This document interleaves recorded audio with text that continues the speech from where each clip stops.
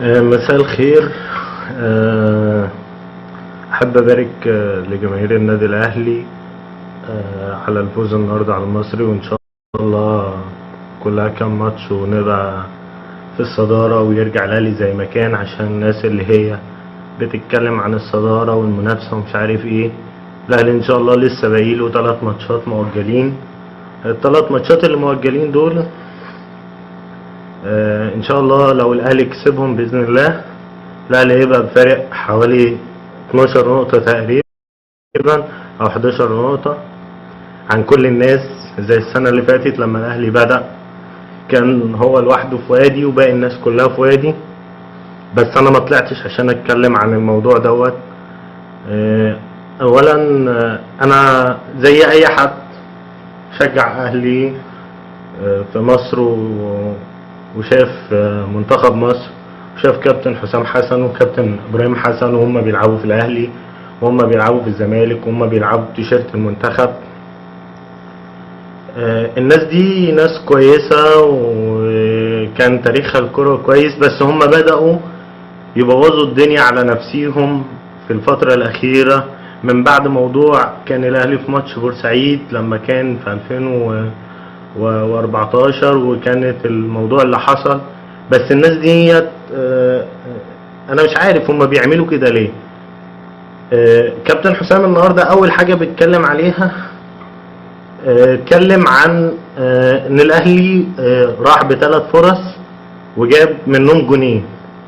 تقريبا كابتن حسام ما كانش مشجع، ما كانش متابع الماتش، كان بيتابع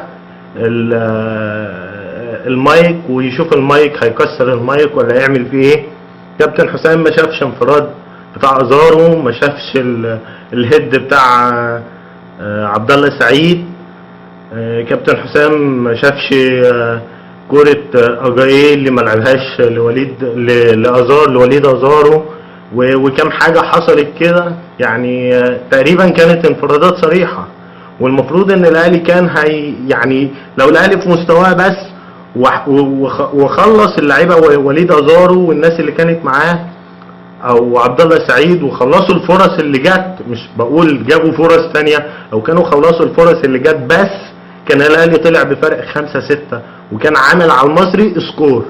انا ما بنكرش ان المصري لعب كويس وكل حاجه، بس المصري ما عندوش خبرات، وده اللي قاله كابتن حسام في اللي قاله كابتن حسام حسن في المؤتمر الصحفي. بالاضافه ان هو الراجل ماله، انا مدرب فريق، مالي ومال ان لعيب في الاهلي قاعد في البيت بيتكلم على عمرو مرعي، بيتكلم على احمد الشيخ، على صالح جمعه. انت مالك؟ الاهلي معروف ان الاهلي والزمالك ناس بتلعب في اكتر من بطوله، لازم تكون عندهم الدكه جاهزه قبل الناس الاساسيين. والمفروض انت راجل كبير ولاعيب كوره كبير وراجل مدرب ودربت منتخبات ودربت فرق، ودايما كده تحشر اهلي وزمالك ليه معاك؟ انت راجل كنت بتلعب في اهلي وبتلعب في زمالك وبتلعب في منتخب، ما تجيبش الاهلي والزمالك في وسط الموضوع. خلي الاهلي كده لوحده والزمالك لوحده، وانت عيش الكوره. انت مدرب كويس ومستواك كويس وبتتحسن، ايه يخليك انت تطلع بره الاطار بتاع الكوره واطار التدريب وتروح تتخانق مع المايك ليه؟ المايك عمل لك ايه طيب؟ يعني ايه المايك اللي بيجيب الصوت بتاع اللعيبه والمدربين والناس عمل لك ايه عشان تروح تتخانق معاه؟ وفي الاخر تيجي تقول كرة وليد سليمان ده جت في ايده، لو كانت علينا كانت لينا. ايه يا عم؟ ايه بلا كتير كده وكلام. ايه جرى ايه يعني؟ انت راجل خليك في مجالك، اتكلم في الكوره. الاهلي الحكام بتيجي عليه بتيجي معاه، محدش بيطلع يتكلم.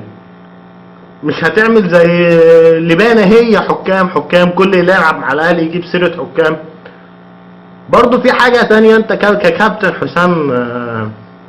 كابتن حسام حسن راجل كبير وراجل محترم، طالع تقول في وسط الكلام كده في المؤتمر الصحفي وانت عارف ان الدنيا كلها بتنقلك، تقول ان يمكن الاهلي فاز في الماتش دوت عشان خاطر كابتن محمود طاهر ولا المهندس محمود طاهر ربنا يكرمه في الانتخابات، بصرف النظر عن اللي يفوز في انتخابات الاهلي. اللي هيحدد الموضوع ده الجمعيه العموميه، سواء كابتن محمود الخطيب ولا الباشمهندس محمود طاهر. وان شاء الله ربنا يولي من يصلح. بس انت ايه دخلك؟ انت راجل مطرود من النادي الاهلي، تمام، وراجل لا عضو في النادي ولا بتضرب في النادي ولا بتلعب في النادي دلوقتي.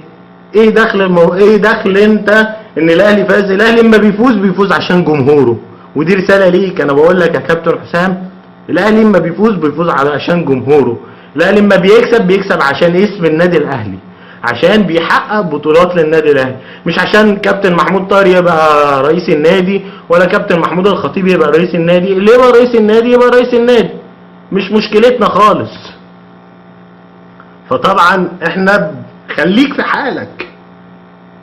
انت فاكر ان الناس بقت مبسوطه بيك لما رحت اتخانقت مع جماهير الزمالك، شتمتك في المدرج، قمت مسكت التيشيرت الاحمر وعملت كلام ومش عارف ايه والاهلي ومش عارف ايه. انت ما فيش انتماء. انت عملت كده قبل كده مع جمهور الاهلي لما برضو حد كان شتمك، عملت كده ورفعت تيشيرت الزمالك ونفس الموضوع. فما تخلطش الدنيا.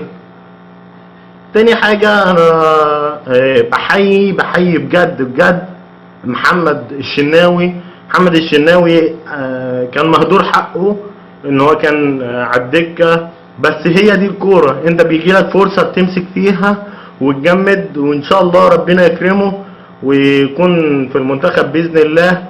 وبرضو نتمنى ان شريف اكرامي يرجع زي ما كان حارس مصر الاول اللي عنده الثقة، ويكون قد المسؤولية برضو، لان الاهلي حراسة مرمى الاهلي مش اي كلام. طبعا برضو كان عندنا النهاردة اجاييه، واحد من اعمدة الفريق، والناس دي يعني واحد انا بيعجبني في اجاي ان هو بيسيطر على الكوره وبيمسك الكوره كويس، و يعني بحس ان هو ما بيفقدش الكوره بسهوله، ودي اكبر ميزه فيه. هو افتقد الكلام ده النهارده. تحس ان هو نازل مكسل، نازل ما عندوش حماسه ان هو عايز يسيطر.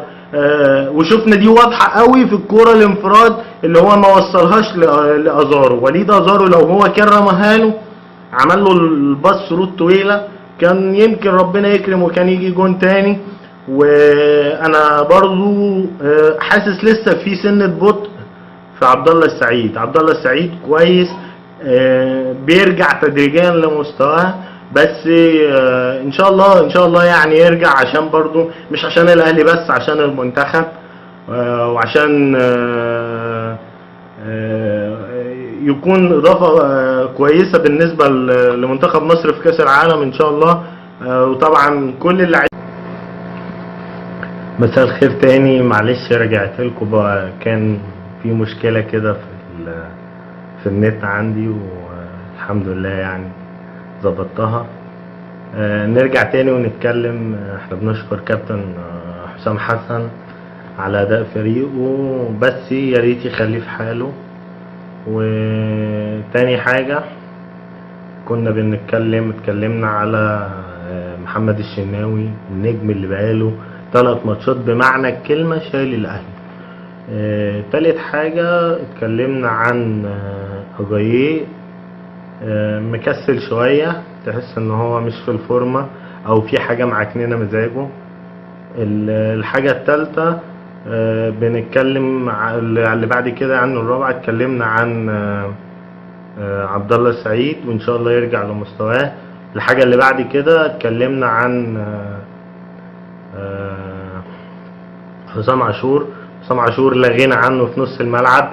ناس كتير ما بتاخدش بالها من حسام عاشور. حسام عاشور مسمار بمعنى الكلمة في نص الملعب، بيأدي، تحس ان هو كده ايه يعني زي المفتاح اللي قلنا اوف، تدوس عليه بيقطع الهجمة بمعنى الكلمة، بيدمر كل هجمات الخصم اللي بيلعب قصاد الاهلي. عمرو السولية اللي بقى ثابت وجوده تحس ان هو كده دخل في شخصية الاهلي بمعنى الكلمة، دخل في شخصية الاهلي ومركز جامد، وان شاء الله ربنا يكرمه ويكون يعني حاجة كويسة قدام برضو، لان المكان دوت منتخبنا بيحتاج فيه ناس كتير، رغم ان وجود طارق يحيى والنني بيعتمد عليهم المنتخب بشكل كبير، بس انا شايف ان طارق يحيى برضو مستوى مهزوز. كل لعيبه الزمالك في مود مش متظبط خالص.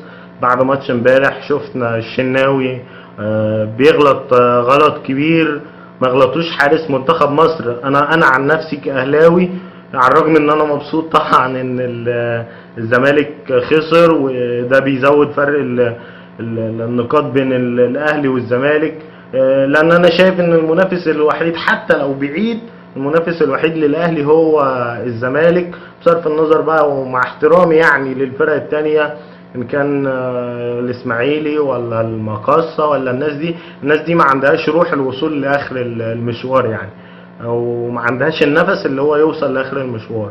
اما بالنسبه الزمالك حتى لو اتعثر في كام ماتش كده بتحس ان هو بيفوق وبيرجع تاني لمستواه. هو ده يعني فريق بتحس ان هو عايز يلعب على بطوله وكده. بس الشناوي حارس مرمى منتخب مصر ما يغلطش غلطه زي دي، وبرضو انا شايف ان بيشترك معاه في الغلطه دي علي جبر بطريقه كبيره، لان علي جبر واقف ومكسل، مفيش ضغط عليه وبرضه بيرجع للحارس. نرجع تاني للموضوع ماتش الاهلي. شايف ان السولية كويس جدا، وان شاء الله في المستقبل القريب يبقى احسن من كده بكتير، لان برضو احنا كاهلاويه بنستنى ان الاهلي اللاعب الاهلي يكون بيدي مثلا لو هو مستواه 100%، لا احنا عايزينه 120 و150%، عشان هو بيلعب في الاهلي، وجنب ان هو بيلعب في الاهلي ده بيلعب عشان منتخب مصر. الحاجه اللي بعد كده اللي هنتكلم عليها عماد متعب، احمد الشيخ، اسلام محارب، الناس دي انا مش عارف. هو انا شايف ان الناس دي المفروض تبقى مستعده وعلى الدكه، بس برضو الروتيشن يكون اسرع من كده، بخصوص ان احنا دلوقتي في فتره الاهلي بيبقى كسبان من الشوط الاول، ادي من بدري من الشوط الثاني، حتى في اول ربع ساعه من الشوط الثاني ادي اسلام محارب، ادي احمد الشيخ نص ساعه كاملين. العشر دقايق انا مش شايف احمد الشيخ عمل 3 باصات في العشر دقايق اللي لعبهم. بالنسبه لعماد متعب انا مش عارف هي نظره كابتن حسام البدري في عماد متعب هي كده، او هو بيديله بيعمل له ايه يعني. عماد متعب نزل 4 دقايق وملمس الكرة، يمكن ما لمسش الكرة ولا مرة اعتقد، يعني بتهيألي ان هو ما لمسش الكرة ولا مرة. طب انت بتنزله ليه؟ او انت ايه الهدف من انك بتلعبه؟ او مستني ايه؟ يا اما انا عايز العبه واديله 10 دقايق وربع ساعة ابقى اسمع عايز العبه، ما اديلوش 5 دقايق. انا اصل ده مش لعيب صغير بشوفه ولا بديله روح الملعب عشان اديله 3 دقايق ولا 4 دقايق ولا لعيب برجعه من الاصابه. ده لا، ده عماد متعب لعيب كبير. استنى برضو نفسي اشوف اسلام محارب. انا حاسس ان اسلام محارب هيعمل حاجه. اسلام محارب جاي. احمد الشيخ من هداف الدوري لواحد على الدكه برضو. وليد سليمان بينزل اخر نص ساعه ولا اخر تلت ساعه. احنا عارفين وليد سليمان هو مجهوده تلت نص ساعه شوط. وليد سليمان مجهوده شوط، وانا ده وجهه نظري، ما اعرفش الناس هي شايفه ايه. بس ان شاء الله يعني اتمنى يعني اشوف اسلام محارب واشوف احمد الشيخ زي ما شفت حمودي 3-4 ماتشات ورا بعض، وهو ما استغلش الفرصه اللي هو خدها احمد حمودي. اتمنى اشوف ان شاء الله يبقى احمد الشيخ ياخد ماتش من اوله، ياخد نص ساعه كاملين. برضو اشوف اسلام محارب مش 5 دقايق زي الماتش اللي قبل اللي فات، ياخد ماتش كامل. او ياخد نص ساعة من اول الشوط التاني مثلا، بحيث ان انا اديله فورمة الماتش.